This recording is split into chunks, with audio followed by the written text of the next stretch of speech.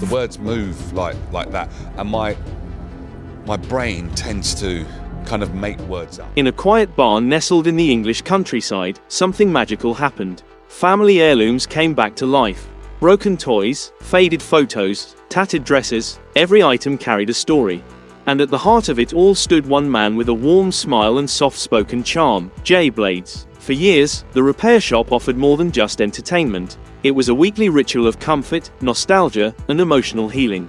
Tucked away in a rustic barn filled with soft lighting and the quiet hum of tools, viewers found solace in stories of family, memory, and the art of restoration.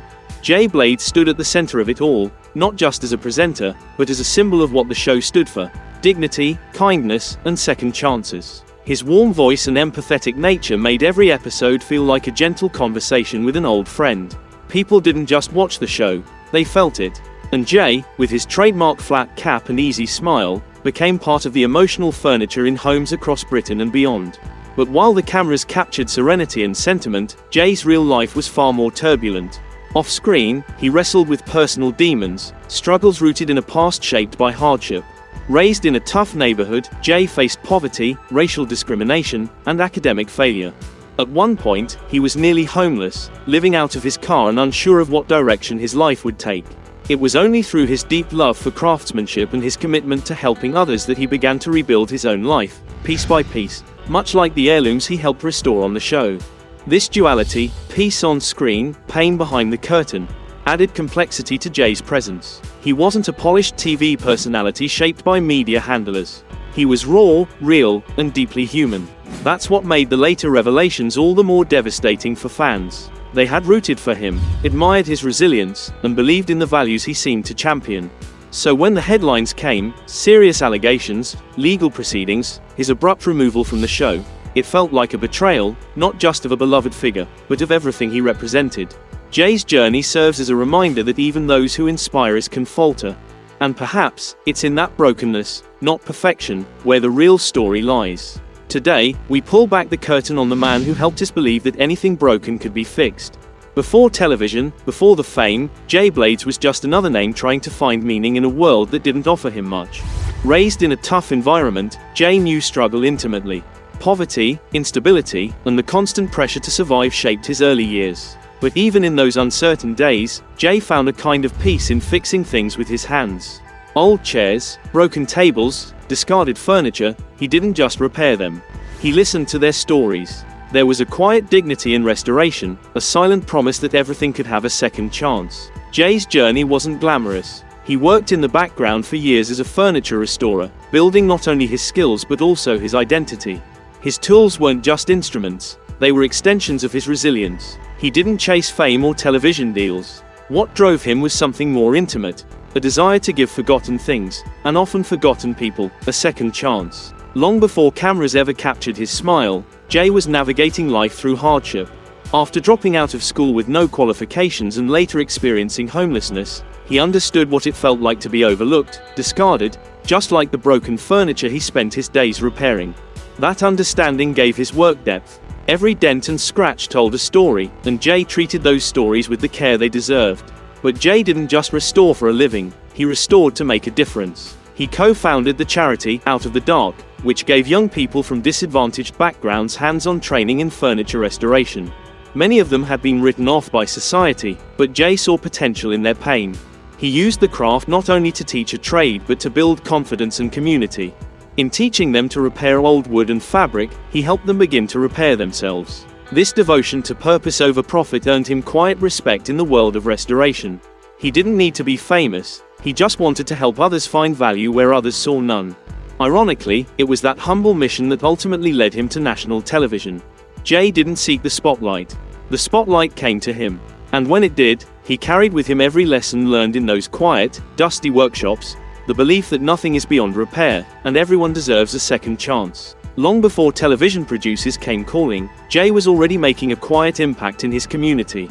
He co-founded a charity aimed at helping disengaged young people learn hands-on skills like restoration and DIY. Many of these kids had been written off by the system, just as Jay had once been. He saw a bit of himself in him, misunderstood, underestimated, but full of potential. Through his work, He became a mentor, using craft as a tool not just for fixing furniture but for mending lives. Jay often spoke about how restoring old items taught him patience and empathy. Each scratch, dent, and crack told a story, and he listened. Over time, that same approach to storytelling and restoration caught the attention of television producers looking for something different. They weren't just hiring a restorer. They were inviting in a man who had lived the very narrative the show aimed to tell, that beauty exists in imperfection, and value lies in the memories we carry. His journey from those dusty workshops to primetime TV wasn't a leap. It was a slow, deliberate climb fueled by purpose, passion, and a deeply held belief that nothing, and no one, is ever truly beyond repair. When The Repair Shop premiered, it wasn't just a TV show. It was a sanctuary. In an era of reality shows screaming for attention, this quiet, heartfelt program stood out. No drama, no competition, just love, craft, and memory. At its center, Jay Blades. He wasn't your typical presenter. He was real, warm, unpolished in the best way. He laughed easily, listened intently, and treated every guest with respect. Whether it was a young boy clutching his late father's toy or a grandmother holding her husband's war medal, Jay never rushed the moment. He understood something most people overlook. What's broken isn't always just the object. Sometimes, it's the person bringing it in. Jay connected deeply, with guests, with restorers, with the audience at home. People didn't just tune in to see repairs. They came to heal, and Jay made that possible. Over the years, viewers watched as Jay comforted guests during tearful reunions, celebrated the smallest victories, and brought a contagious joy to every scene. He was more than a host. He was the heart of the barn. As the show grew, so did Jay's fame. His presence extended beyond the barn. He wrote books, gave speeches, visited schools. He became a mental health advocate, encouraging people to speak out, seek help, and find creativity in the chaos. And he meant it. Jay often said the repair shop fixed him as much as it fixed the treasured items placed gently on the workbench. And that wasn't just a poetic metaphor, it was the emotional truth of a man who had spent years feeling like he was on the margins of society. In the warm glow of the barn, surrounded by expert artisans and stories filled with love and memory, Jay found something he had never truly experienced before, a place where he belonged. For a man who had once battled homelessness, educational setbacks, and personal doubt, the repair shop became more than a job, it became a lifeline. The show didn't just provide him with visibility on television, it helped him rediscover his worth. Guests trusted him with their most fragile possessions and often their most painful stories. Viewers saw a man who didn't just listen, he heard. Jay's presence validated people's grief, their memories, and their need for connection. And in doing so, he validated his own journey. As the show's popularity soared, Jay emerged as a cultural figure who represented authenticity in an increasingly artificial world. He was invited to speak on mental health, to write about resilience, and to champion traditional craftsmanship. He visited schools, spoke with youth groups, and became a symbol of hope for anyone who'd ever been told they wouldn't make it. He carried the weight of this newfound fame with humility. He knew what it felt like to be unseen, and he made sure others never felt that way around him. For a while, it felt like Jay had stepped fully into the light. But the higher the rise, the longer the shadow. And the warmth of the spotlight would soon give way to something far more complicated. Until it did, it began quietly, like all storms do. Then, suddenly, headlines exploded.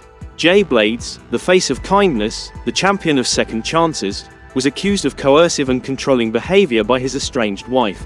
The charges were serious, describing a year-long pattern of emotional and physical abuse. For fans, the news was unthinkable. It clashed violently with the image they knew. Almost overnight, the BBC responded. Episodes featuring Jay were pulled. Promotional material scrubbed clean. Specials postponed. Tours cancelled. Jay Blades, the man who was the repair shop, was gone. Other cast members like Will Kirk and Dom Chinney quietly stepped forward. The barn doors stayed open. But something had shifted. The heart of the show had been removed. Fans were divided. Some were heartbroken. Others were angry. And many were confused. Was it possible to separate the man from the mission? Could the warmth Jay brought to the screen still matter, even if his personal life betrayed that image? Social media erupted in debate. Some demanded accountability. Others preached forgiveness. A few chose silence. But in the midst of the storm, Jay did something few expected. He spoke. Jay didn't rage. He didn't deny. He didn't point fingers. Instead, he reflected. "I don't want to talk about my trial," he said. "But I want to talk about the show." And talk he did. He didn't deliver a media-managed statement or a dramatic apology. What he offered was quieter, but perhaps more meaningful. Jay opened up about the repair shop not as a TV project, but as a sanctuary. A place where he found purpose, healing, and, most importantly, a sense of family. He described the barn not as a set, but as a space filled with trust and tradition. A place where people, both guests and presenters, came not just to restore heirlooms, but to reconnect with their roots, their emotions, and their identities. Jay was deeply emotional as he spoke of the team behind the scenes, experts whose skills had been passed down through generations.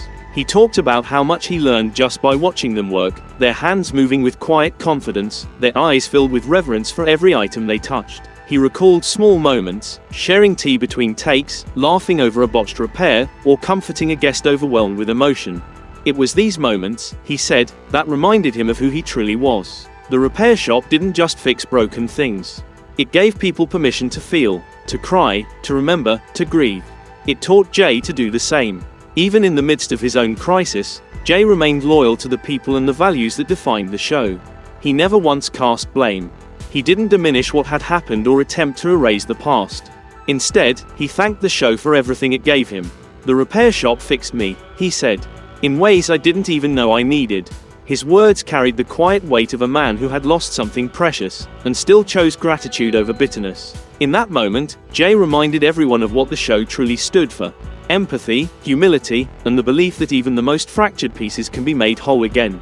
Jay spoke with grace, even when he had every reason to lash out. He thanked his fellow artisans. He praised the behind-the-scenes crew. He said the barn had healed parts of him he didn't know were broken. This was not a man defending himself. It was a man saying goodbye to something he loved. The damage was done, but the story wasn't over. The BBC continued forward, carefully spotlighting other team members. New episodes aired with different dynamics. The barn was still standing. So were the memories. Meanwhile, Jay found quieter ways to reconnect, with late-night DJ sessions and live streams. Stripped of production, these were raw, unfiltered windows into a man searching for his next chapter.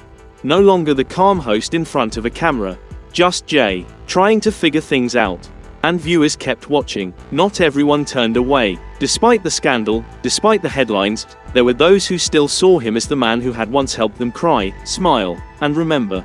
Some fans clung to the Jay they knew from the repair shop, the gentle guide who helped families reconnect with their pasts, who cried along with guests, who celebrated every stitch and polish with childlike wonder. Others, understandably, felt betrayed, struggling to reconcile the man who stood for compassion with the serious allegations against him. But Jay's story, like the very items the barn brought back to life, isn't a simple before and after. It's a restoration still in progress. In the months that followed his removal from the show, Jay began reappearing in quiet, unexpected ways. He hosted midnight DJ live streams, spinning soul music and chatting with followers. The lighting was dim, the setting unpolished. It was as if he was stripping back the public persona and letting people see the raw version of himself. Uncertain, contemplative, human. He didn't plead innocence. He didn't dive into drama. Instead, he offered honesty in small doses, reflections on life, gratitude for what the show had given him, and a quiet appreciation for those who stuck around. And while broadcasters moved on, slowly spotlighting other presenters and shifting the narrative of the repair shop, Jay quietly built a new space for himself, one that wasn't bound by scripts or production schedules, but by connection. So what happens now? Can the legacy of someone who once inspired millions survive scandal? Can a person who devoted years to helping others reclaim what mattered to them also reclaim something for himself? Jay Blade's story isn't neat. It isn't easy, and maybe that's what makes it worth telling.